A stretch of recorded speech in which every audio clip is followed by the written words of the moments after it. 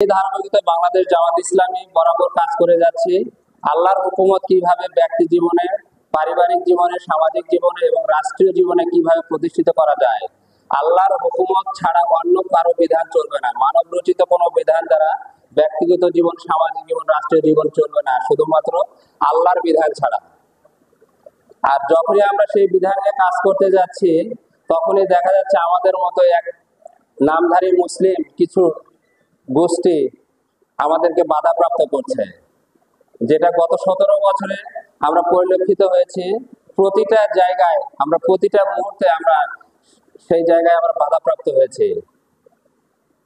তো আজকে আমরা 17টি বছর পর যে আল্লাহ তাআলার যে রহমত বর্ষিত হয়েছে, সেই জায়গা থেকে আজ আমরা এইভাবে এই কথাগুলো বলতে পারছি এবং আপনারা শুনতে পারছেন। কিছুদিন আগেও আমাদের সেই পরিবেশটা ছিল না। আমাদেরকে অনেক ভয়ের মধ্য দিয়ে, অনেক লুকিয়ে লুকিয়ে এই আলোচনাগুলি করতে হতো।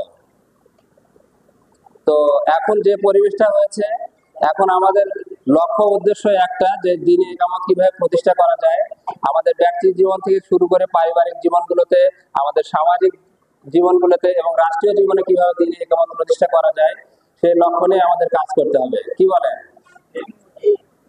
এখন জমি চাষ হয়ে গেছে, এখন ফসল ফলাইতে হবে, ফসল লাগাইতে হবে। যদি এই সঠিক সময়ে যদি আমরা সঠিক সিদ্ধান্ত নিতে আবারও যদি আমরা ভুল করি, আমরা যদি সঠিকভাবে ফসলটা যদি আমরা রোপণ না করি, তাহলে কিন্তু আবারও কিন্তু সেই বিগত দিনের অতীতের মতো কিন্তু আবারও আগাছা দিয়ে আবারও কিন্তু পরিপূর্ণ হয়ে যাবে। আমরা কিন্তু সেই রকম আবারও একটা জাহেলিয়াত জীবনের মধ্যে আমরা কি পতিত হব। এরকম জীবন কি আমরা চাই? তাহলে আমাদেরকে আল্লাহ হুকুমত এবং রাসূলের জীবন আদর্শকে অনুসরণ করে আমাদের প্রতিটা মুহূর্ত, প্রতিটা দিন, প্রতিটা সপ্তাহ, আমাদেরকে প্রতিটা জায়গায় আমাদেরকে আল্লাহর হুকুমত বাস্তবায়নের লক্ষ্যে সবাইকে কাজ করতে হবে।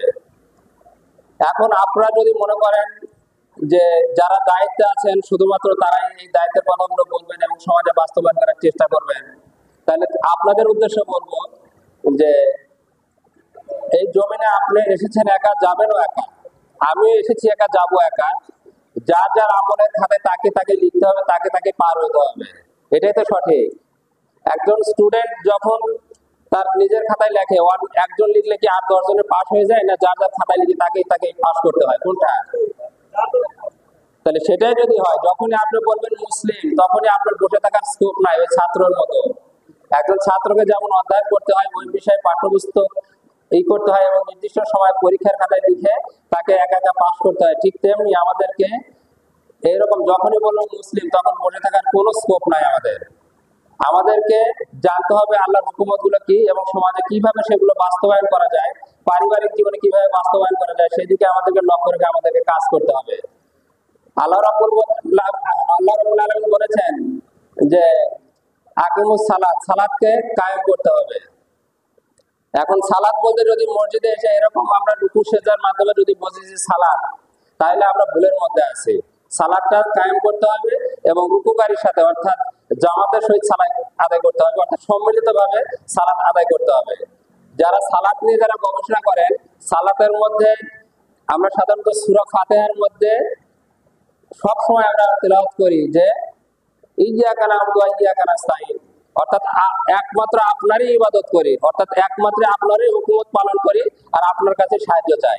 এখন এই হুকুমত গুলার মধ্যে যদি তালাশ করেন, তাহলে দেখা যাচ্ছে যে আমাদের প্রতি আল্লাহ তাআলা যে বিধানগুলো আদেশ করেছেন যে করতে হবে, যেগুলো নিষেধ করেছেন যে বর্জন করতে হবে, সকল কিছুই আমাদেরকে পালন করার পরে আমরা বলতে পারবো যে একমাত্র আপনারই ইবাদত করি আর আপনার কাছে সাহায্য চাই। তাইলে এইখান থেকে বলতে পারি যে শুধুমাত্র আমরা যে সালাত আদায় করি, এই সালাতের মধ্যে আমাদের জীবনকে সীমাবদ্ধ রাখলে আমরা আমাদের জীবনে সফলতা পাবো না। যদি সেটাই হতো, তাহলে রাসূল সাল্লাল্লাহু আলাইহি ওয়াসাল্লাম মসজিদের মধ্যেই শুধু থাকতেন আর বলতেন যে যার খুশি আসো, মসজিদে আসো, নামাজ পড়ো, ই করতো। তাইলে এই সমাজ জীবনে কারোর সাথে এই ফ্যাসাদও লাগতো না। ওই রাষ্ট্রীয় জীবনে যে এসে আবু জাহেলের সাথে কোনো যুদ্ধে বদর ওহুদের প্রয়োজন হতো না। হতো কি? তার মানে আমাদের সালাত আর রাসূল সাল্লাল্লাহু আলাইহি ওয়াসাল্লামের সালাতের মধ্যে অবশ্যই পার্থক্য আছে।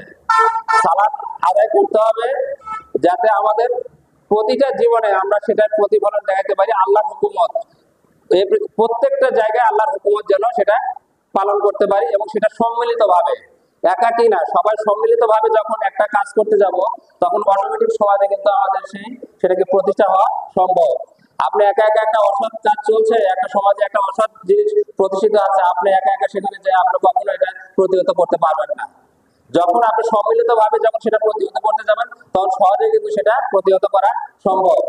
কি বলেন আপনারা? আজ রাষ্ট্রে আইএমএ জাহেলিয়াতের যুগে যে সকল অসৎ কর্ম যে প্রতিষ্ঠিত ছিল, ঠিক হুবহু আজ আমাদের বাংলাদেশ একটা মুসলিম অধ্যুষিত একটা দেশ। আমাদের সমাজের প্রতিটা রন্ধে রন্ধে যদি পর্যালোচনা করেন, সুদের মতো পাপ, ঘুষের মতো পাপ, জেনা ব্যবসার মতো পাপ, অন্যের জমি জোর করে কেড়ে নেওয়ার মতো পাপ ইত্যাদি অসংখ্য যেগুলো আল্লাহ তাআলা পবিত্র কোরআনে নিষেধ করেছেন, সেই কাজগুলো কিন্তু আমাদের সমাজে অহরহ হচ্ছে, কিন্তু সেগুলো আমরা কি প্রতিহত করতে পারছি? যদি রাষ্ট্রীয়ভাবে ইসলাম কায়েম হয়, সামাজিকভাবে ইসলাম কায়েম হয়, তখন কিন্তু অটোমেটিক এই পাপগুলো কিন্তু ঘটানো সম্ভব। কি বলেন? তাইলে আজ যদি আমরা এই সমাজ থেকে, রাষ্ট্র থেকে যদি এত জাহিলিয়াত গুলো যদি আমরা দূর করতে চাই, তাহলে দ্বীন ও একামতের যে গুরুত্ব, সেই বিষয়ে আমাদেরকে একত্রে পদক্ষেপ নেওয়া উচিত বলে মনে করেন কিনা আপনারা? তাহলে আসুন আমরা সবাই মিলে দ্বীন ও একামত প্রতিষ্ঠার লক্ষ্যে সবাই একদম নিজের থেকে সেটা ফরজ দায়িত্ব মনে করি, অন্যের উপরে ছেড়ে দিই না যে হাসান ভাই একা পালন করবে, এই খোরশেদ ভাই একা পালন করবে, ঠিক আছে আমরা যাই যাই না যাই না যাই, এরকম যদি মতবাদ নিয়ে আমরা যদি থাকি তাহলে কিন্তু দ্বীন একামত প্রতিষ্ঠা হওয়া সম্ভব না। যদি আপনারা এরকম বলেন যে আমি দিন মজুর মানুষ, আমি তো খেটে খাই, আমার নিজের রুটি আনতে আমার অবস্থা খারাপ, আমি এসবের জন্য সময় বের করবো কখন, তাহলে কিন্তু কিয়ামতের ময়দানে আপনার সামনে কৃতদাস হযরত বেলাল রাদিয়াল্লাহু তাআলাকে দাঁড় করে দেওয়া হবে। বেলাল রাদিয়াল্লাহু তাআলা এমন একজন সাহাবী ছিলেন যিনি একজন কৃতদাস ছিলেন। আমরা সবাই জানেন বেলাল রাদিয়াল্লাহু তাআলা সম্পর্কে। তিনি এতটাই কৃতদাস ছিলেন যে অন্যের অধীনস্থ তিনি ছিলেন। তো তার চাইতে কি আমাদের অবস্থান খারাপ নাকি? তাহলে সেটা যদি না হয় তাহলে আপনারা দ্বীন একামত প্রতিষ্ঠা, যার যেখানে যে অবস্থায় আছেন আপনারা চেষ্টা করবেন দ্বীন একামত প্রতিষ্ঠার জন্য সচেষ্ট হওয়া। যারা বৃদ্ধ বয়সে আছেন, বয়োজ্যেষ্ঠ হয়ে গেছেন, তারা তাদের সন্তানদেরকে দ্বীন একামত প্রতিষ্ঠার জন্য, আমাদের সাথে বাংলাদেশ ছাত্র শিবিরে যোগ দেওয়ার জন্য, সৎকর্ম করার জন্য তাদেরকে যোগ দিতে আপনারা আদেশ করবেন, আমি এটাই আশা করি।